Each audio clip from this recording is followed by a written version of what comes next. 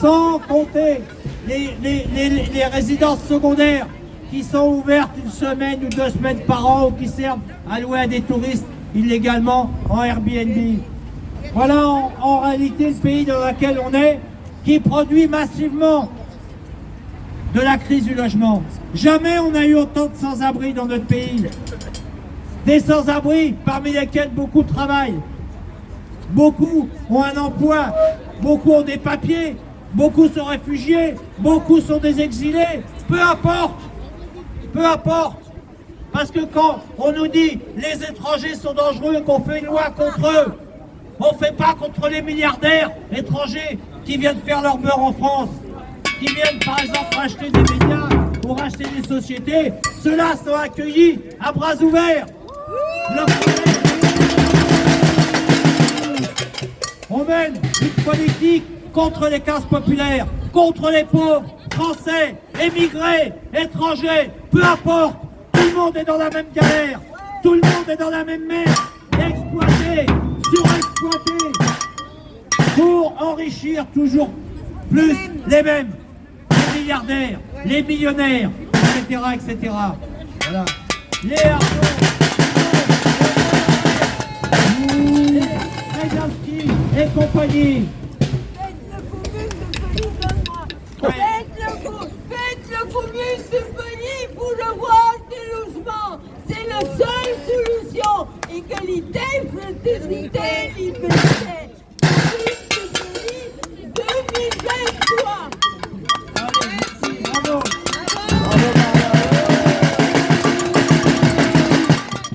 Une résistance. Donc voilà, alors cette année, ils essaient de nous faire mal. Ils ont criminalisé les squatteurs. Et ils criminalisent aussi les locataires qui n'arrivent plus à payer leur loyer. Parce que les locataires qui se maintiennent dans leur logement, alors que les loyers n'ont jamais été aussi chers, alors que c'est de plus en plus difficile de payer son loyer à la fin du mois, parce qu'il y a l'inflation sur les produits de première nécessité, parce que les salaires stagnent, voire même baissent, parce que c'est de plus en plus difficile avec l'énergie, les prix de l'énergie et des charges aussi qui augmentent. Voilà, et les hausses de loyer, parce que les loyers ont augmenté quand même de 7% d'une année sur l'autre. Entre la fin de l'année dernière et la fin de cette année, ça fait 7%. Voilà, c'est ça la réalité. Et donc là, en janvier, ils paieront 7% de plus qu'en décembre 2022. C'est ça la réalité. APL. Et ils ont baissé les APL depuis 2007. Ils ont commencé en 2007 et ils continuent chaque année. Chaque année, on rabote. Et chaque année aussi, on rabote les aides à la construction de logements sociaux. Chaque année, on aggrave la crise du logement. Chaque année. Et les sans-abri, on les laisse sur le trottoir. On dit, ouais, bon, alors les enfants, pour loger, pour mettre à l'abri les familles avec enfants, il faut qu'il y ait des manifestations, des occupations d'écoles, des campements qui s'installent, devant les écoles, etc., etc. C'est pas une honte, alors que l'État et les communes et les administrations ont des locaux inoccupés. Et quand bien même ils n'en ont pas beaucoup et qu'ils n'en ont pas assez, ils ont quand même des locaux publics.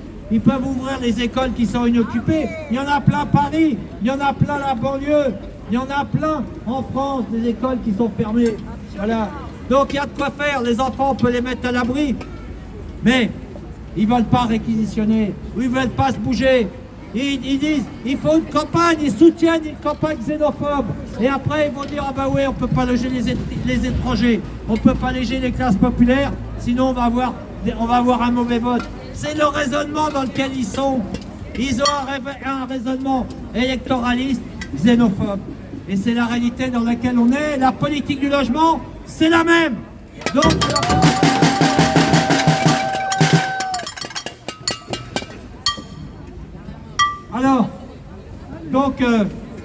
nous sommes là aujourd'hui pour le 15e raffut de Noël. Eh bien, aujourd'hui, on ne va pas s'arrêter là. Aujourd'hui, on ne va pas s'arrêter là.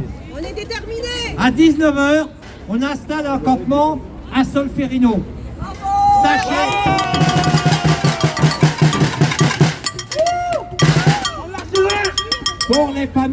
sans-abri du DAL qui se sont signalés, qui sont mobilisés. Bravo!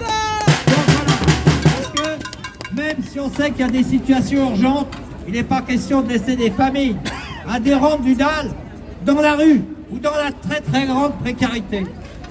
Donc c'est pour ça qu'on va installer un campement à 19h, place Bainville, c'est-à-dire au métro Solferino sur le même trottoir. Ouais!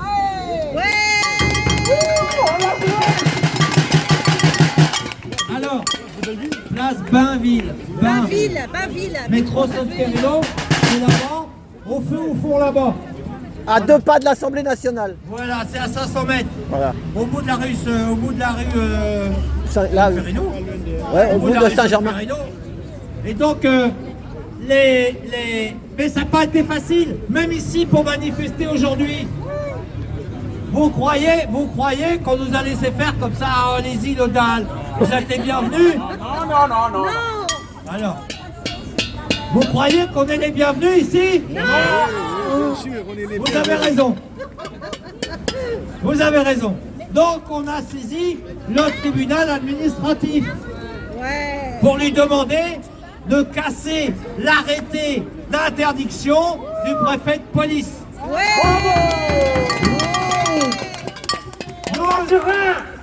Nous avons reçu le jugement ce matin. Oh là là. Donc ce matin, nous avons reçu le jugement qui dit que les raffus de Noël du DAL, bon, il dit pas ça comme ça tout à fait, mais il dit voilà, il y a la crise du logement, voilà, il y a des mal logés, voilà, c'est une cause normale, quoi, il n'y a rien d'anormal. C'est tout juste si on n'est pas soutenu par le tribunal administratif. Je vais vous lire les quelques mots que j'ai relevés.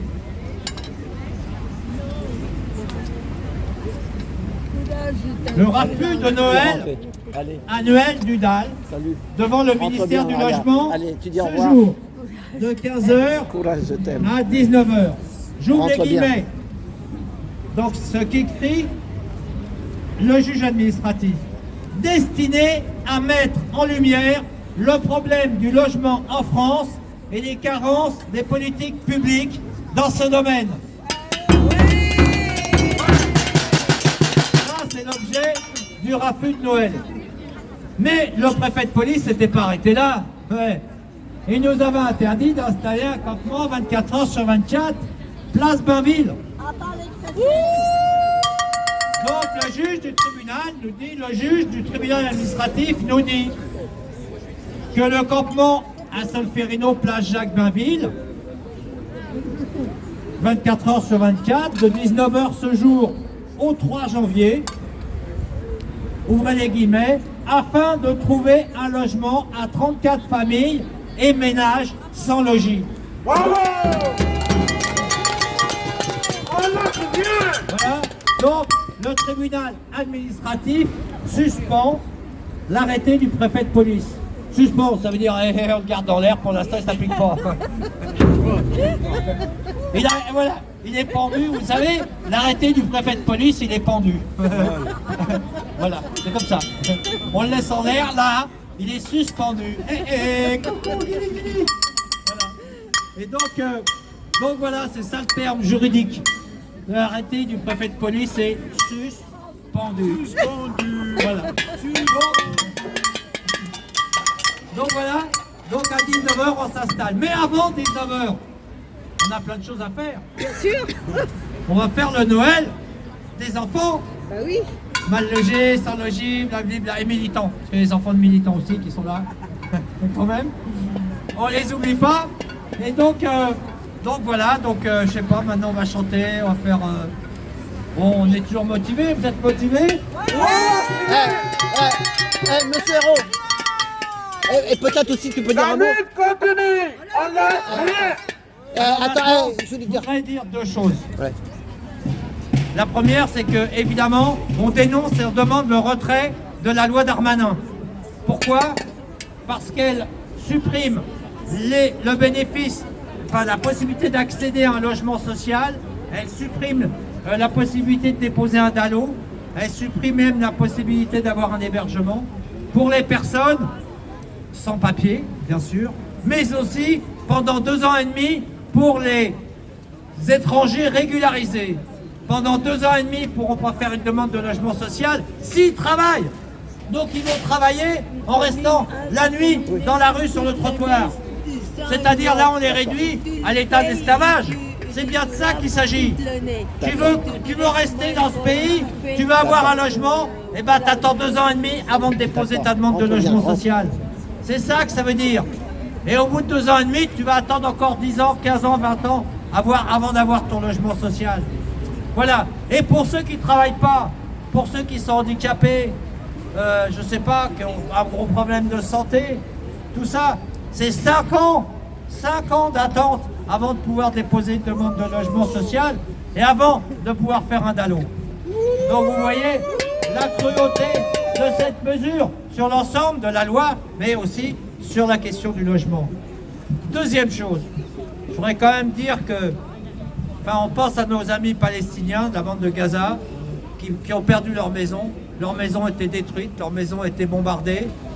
C'est la guerre, et c'est une guerre coloniale, clairement. C'est une guerre de colonisation, d'une très grande violence, d'une très grande brutalité. Je ne commenterai pas plus que ça, mais ce qu'on peut dire, c'est que ce jour de Noël, eh bien, on bombarde la Palestine et on bombarde aussi la grotte où est né Jésus-Christ. Le squat où est né Jésus-Christ. Voilà, un toit, c'est un droit. Un toit, c'est un droit.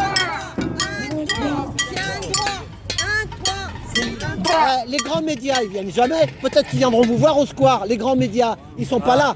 Il n'y a que des petits médias indépendants, tu vois. Explique-moi quelque chose là-dessus. Ils viennent jamais vous voir ici, là, les grands médias. De temps en temps, ils viennent, mais peut-être bon, ils viendront. Ils sont de plus en plus, on va dire... muselés, voilà, ouais. Voilà. Ok. Et à mesure que les grands médias sont rachetés par des milliardaires. C'est ça. Hein, c'est Bolloré, Arnaud, Drahi. Bolloré, Kretinsky, Drahi aussi, il y en a un. Drahi. Voilà, en gros, c'est les 4 principaux là, qui détiennent les médias, les grands médias privés. Ils sont tous milliardaires. Et Bouygues aussi. Oh non, Bouygues, c'est fini. Ah, il est plus TF1 Non, si TF1 peut-être. Si LCI était. Ouais, mais alors lui, il commence à être un peu... Bah oui. TF1, ouais. TF1. Et puis les autres, c'est Macron. Ah ouais. Bon, il n'est pas milliardaire. Hein. Mais Bouygues, ça peut l'intéresser de construire des logements peut-être dans le bâtiment. Ah ouais, Ouais. peut-être, ouais. Peut-être. Bon voilà, donc en tout cas, il y a une crise de l'immobilier aussi, on en a entendu parler depuis la rentrée, parce que les milieux de l'immobilier ne peuvent plus construire. Bouygues, par exemple, les promoteurs, etc., ils n'arrivent plus à construire parce que le logement est trop cher. C'est ça. Ils ont fait monter les prix de l'immobilier, ils ont sont mis plein les poches, et là aujourd'hui, la mine d'or, on dirait qu'elle est vide. Ils l'ont épuisée, la mine d'or. Que les gens n'ont plus d'argent pour acheter des logements. Ils sont trop chers. Et les crédits aussi, les crédits, les taux. Donc du coup, oui, pareil, les banques et compagnie. Donc du coup, c'est la crise immobilière aussi. Voilà. Donc ils ont qu'à construire des logements sociaux plutôt que de construire des logements privés. Le logement, c'est fait pour les gens. C'est pas fait pour l'argent, normalement. Voilà. Mais de plus en plus, on va considérer que le logement, c'est fait pour l'argent et de préférence pour les riches. Un toit, c'est un droit. Un toit, c'est un droit. On lâche rien, la lutte continue. C'est rien, la lutte continue. Bah, voilà. On lâche rien.